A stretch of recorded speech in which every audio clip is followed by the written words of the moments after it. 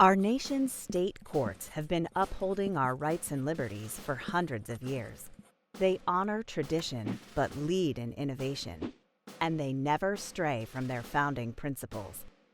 Established in 1787, when our young nation's most iconic statesmen gathered in Philadelphia to hammer out a new government for a new nation, arguments ensued, with different sides wanting different governing powers.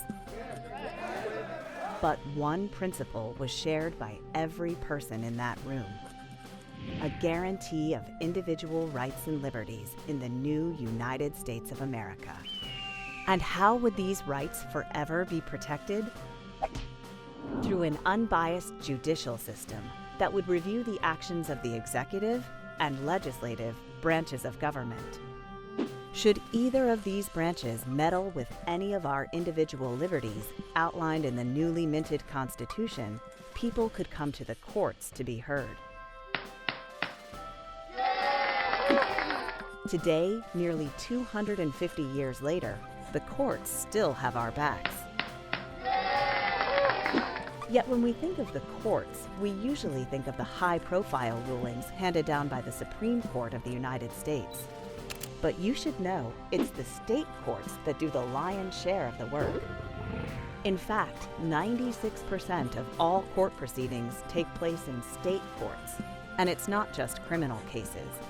Our state courts handle everything from housing disputes to family issues to business transactions. For an institution that does so much for us in our daily lives, it's amazing how little we know about it. Let's take a closer look at our country's state court system and how it works to protect us. Most states operate with different levels of courts, including trial, appellate, and Supreme Courts.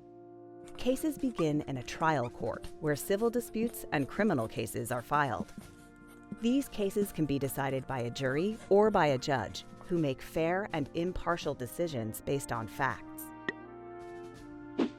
Yet our wise founders knew that more would be needed to ensure that the courts remain forever accountable to the Constitution and the law, and not to politicians and special interest groups.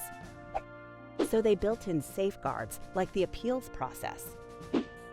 If a person believes errors were made in his or her case, they may appeal to a higher level court.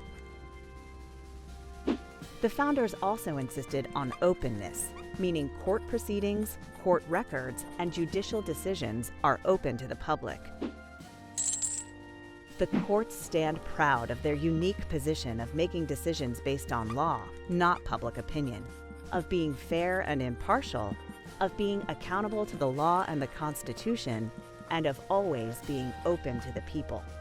And this is exactly what our founders envisioned for us: a government by the people, for the people, and a court system to guarantee that this will never change. To learn more about your state courts, please contact the National Center for State Courts at ncsc.org.